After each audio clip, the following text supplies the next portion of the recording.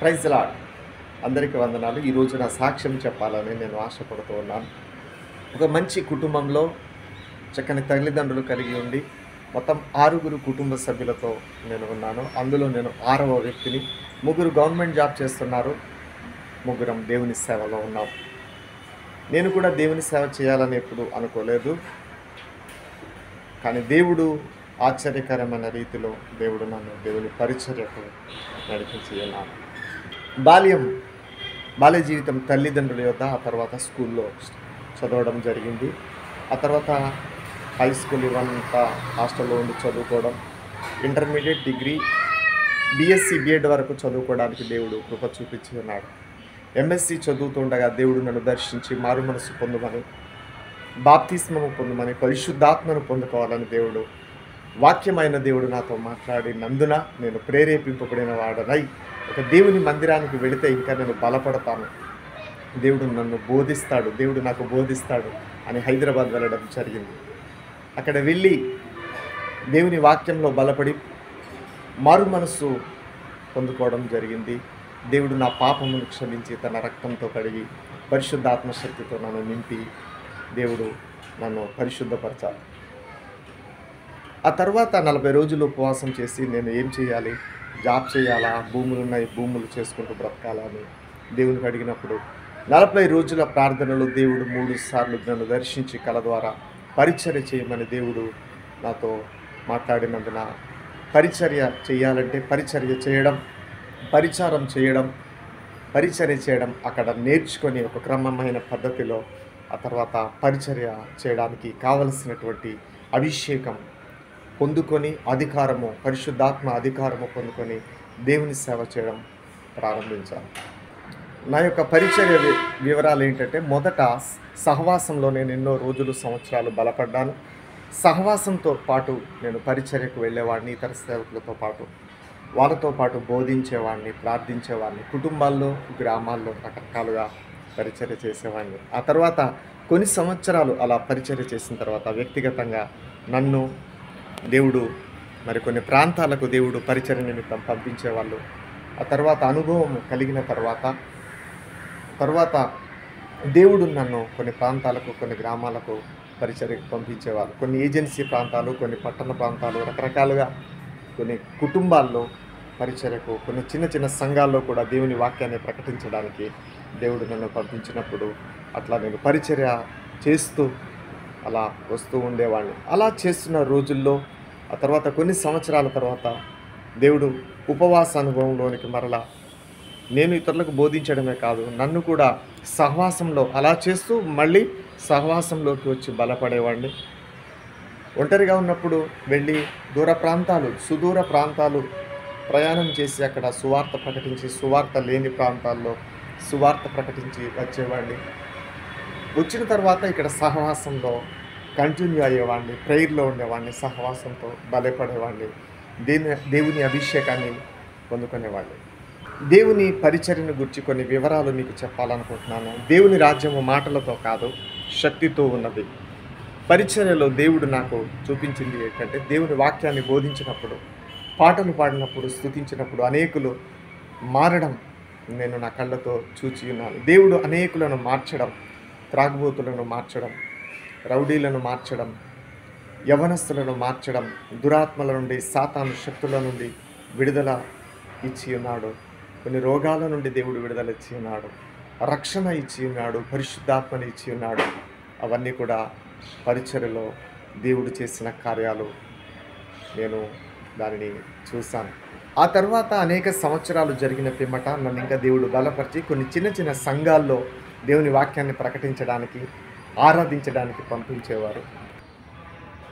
అలా సంఘాలను బలపరచడానికి, సంఘాల్లో పరిచర్య చేయడానికి, ఆరాధన చేయడానికి దేవుని చేత ఏర్పరచబడిన వాడనై నేను సంఘాలను బలపరిచే పరిచర్య చేయడానికి దేవుడు అనుమతించాను. కాబట్టి నేను వెళ్ళి చేసేవాడిని. దేవుడు చాలా బలంగా వాడుకునేవాడు, బలపరిచేవాడు. ఏదైనా మన జీవితంలో మనం చేయాలనుకుంటే జరగదు.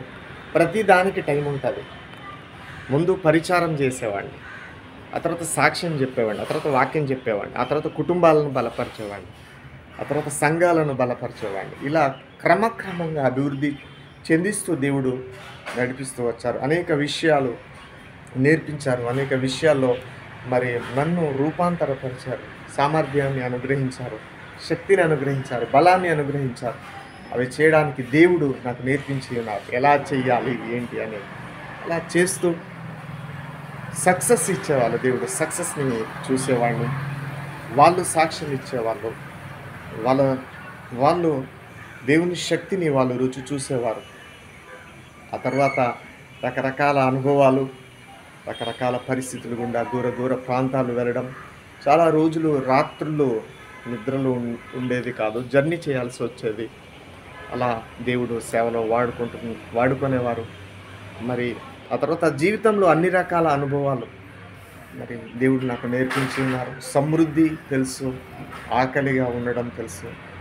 ఒక పూట ఏమీ లేకుండా ఆకలిగా పస్తూ ఉండడం నుండి సమృద్ధి కలిగి ఉండడం కూడా నాకు తెలుసు.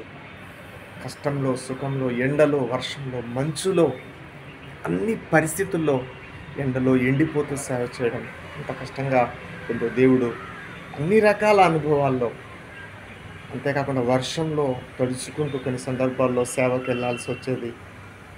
కొన్ని సందర్భాల్లో అయితే చలికాలంలో భయంకరమైన చలిలో బస్సులు, ఆటోలు తిరగని ప్రాంతాల్లో బండి మీద భయంకరమైన చలిలో కూడా దేవుని సేవకు వెళ్ళాల్సి వచ్చేది. దేవుని సేవ చేయడంలో ఎంతో కష్టం, సాహసం చేయాల్సి వచ్చేది. కొన్ని సందర్భాల్లో మనసు సహకరించేది కాదు, శరీరం సహకరించేది కాదు. అయినా కష్టపడడం అనేది దేవుని సేవలో దేవుడు నేర్పించి ఉన్నాడు. కష్టపడి సేవ చేయడం సుఖమైన సేవ కాదు. విడుదల వచ్చే వరకు ప్రార్థన చేయడం, ఇతరులు బలపడే వరకు ముమ్మారు వాళ్ళ దగ్గరికి వెళుతూ వాళ్ళని బలపరచడానికి దేవుడు సహాయం చేసేవారు. ఏ కుటుంబంలో అయితే ఆదరణ లేదు, ఏ కుటుంబంలో అయితే బంధించబడి ఉందో, ఏ కుటుంబంలో అయితే సమస్యలు చేత నలిగిపోతూ ఉన్నారో, ఏ కుటుంబంలో అయితే పాపము చేత బంధింపబడి, వ్యసనాల చేత బంధింపబడి, ఏ కుటుంబంలో అయితే సాతాను ఏలుబడి చేస్తుందో, ఆ సాతాను రాజ్యాన్ని పడగొట్టడానికి యేసు నామం దేవుడు తన చేతిలో పెట్టడంతో, ఆ యేసు క్రీస్తు నామంలో ప్రార్థన చేయడం, బోధించడం ద్వారా సాతాను శక్తుల నుండి యేసు ప్రభు అనేకులకు విడుదల ఇచ్చేవాళ్ళు. ఆ విడుదల ఇవ్వడం, ఆ కార్యం జరగడాన్ని బట్టి ఎంత కష్టమైన దేవుడు చేసే కార్యాలకి, దేవుడు మనుషుల్ని మారుస్తూ ఉంటే, దేవుడు మనుషులకు సమాధానం ఇస్తుంటే, మరణగండాలను తప్పిస్తూ ఉంటే, పాపులను మారుస్తూ ఉంటే, దేవుడు వారిని ఆశీర్వదిస్తుంటే, ఆ దేవుడు వారిని రక్షించే విధానాన్ని బట్టి ఎంత దూరమైనా, ఎంత కష్టమైనా, ఎటువంటి వ్యక్తినైనా, ఎంత శోధన ఉన్నా అవన్నీ తట్టుకొని పరిచర్యకు వెళ్ళడానికి ఒక ఇంధనముగా దేవుడు పనిచేసేవాడు. దేవుడు చేసే కార్యాలకు ఒక గొప్ప శక్తి వచ్చి, నమ్మకం వచ్చి, ఇంకా ఎక్కువగా రెండంతల ఉత్సాహంతో పరిచర్య చేయడానికి దేవుడు వాడుకునేవాడు. చక్కని కుటుంబం, ఇలా పరిచర్య చేస్తూ ఉండిపోయాను. నేను దేవుని పరిచర్య చేశాను, కానీ నా వివాహం చేసుకోవడానికి నా చేతుల్లో ఒక్క రూపాయి కూడా లేదు. నా కుటుంబమే, నా తల్లి, అక్కలు, అన్న, తమ్ములు, అన్నయ్యలు కొన్ని లక్షల రూపాయలు ఖర్చు పెట్టి చక్కని సంబంధాన్ని వెతికి నాకు వివాహం చేసి ఉన్నారు. ఈలోగా నా తండ్రి మరణించడం ద్వారా కుటుంబం అంతా ఒకటి అయి నాకు వివాహం చేసి ఉన్నారు. మంచి కుటుంబాన్ని దేవుడిచ్చాడు. ఒకటి దేవుడు కలిగి ఉన్నందుకు సంతోషిస్తున్నాను. నేను ఈరోజు ఈ స్థితిలో ఉన్నానంటే నా తల్లిదండ్రులు, నా తండ్రి, నా తల్లి, అంతేకాకుండా మా అక్కలు, అన్న, తమ్ములు కూడా నన్ను ఎంతగానో ఆదరించి నాకు వివాహం చేసి నన్ను మంచిగా చూసుకొని ఉన్నారు. తర్వాత వివాహ జీవితం, భార్య నేను కలిసి సేవలో తిరగడం అనేది జరిగింది. అనేక ప్రాంతాలు పరిచర్య చేయడం, నా భార్య కూడా దేవుని సేవ నేర్చుకోవడం, దేవుని వాక్యాన్ని ప్రకటించడం, రోగుల కొరకు ప్రార్థన చేయడం, దేవుని పని చేయడం, పరిచర్య చేయడం నేర్చుకుంది. ఆ తర్వాత సంతానం కలిగింది, కుమార్తె కలిగింది. దేవుని కృపను బట్టి ఇదే రీతిగా నేను ఒక ఇవాంజలిస్ట్గా కొనసాగుతూ ఉన్నాను. పరిచర్య అంటే నానా విధాలుగా ఉంటుంది. పరిచర్యలో ప్రవక్తలు, కాపరులు, బోధకులు రకరకాలుగా ఉంటారు కదా. దేవుని సువార్త సేవలో దేవుడు నన్ను ఇదే రీతిగా వాడుకొని ఉన్నారు. వాస్తవానికి ఆరోగ్యం లేకపోయినా దేవుడు ఆరోగ్యం ఇచ్చి, వాస్తవానికి దేవుడే తన శక్తినిచ్చి, బలంనిచ్చి శరీరం సహకరించకపోయినా దేవుని ఆత్మ చేత చేయగలుగుతున్నాం. ఇది మనుషుల వల్ల అయితే కాదు, మనుషుల వల్ల జరిగేది కాదు. ఇది దేవుని కార్యం. ఇది ఆశ్చర్యం. ఎప్పుడు పరిచర్య చేస్తానని ఇప్పుడు అనుకోలేదు. ఈ పరిచర్యలో ఎన్నో శోధనలు, మీకు తెలుసు కదా, దేవుని సేవ చేసే వాళ్ళకి శారీరకంగా, మానసికంగా ఎన్నో శోధనలు కలిగాయి. కొంతమంది విమర్శించారు, కొంతమంది అవమానించారు. ఏది ఏమైనా దేన్ని పట్టించుకోకుండా నేను దేవుని సేవకు వచ్చింది నన్ను బట్టి కాదు కానీ నన్ను పిలిచిన వాడు నమ్మదగిన వాడని యేసు వైపు చూస్తూ నేను ముందుకు వెళ్ళాను. దేవుడే నన్ను పోషించాడు, దేవుడే నా ఆకలి తీర్చాడు. ఆయన నమ్మదగిన వాడు. ఆయన నన్ను, నా కుటుంబాన్ని చూసుకున్నాడు. మా అవసరతలు ఆయన తీర్చాడు.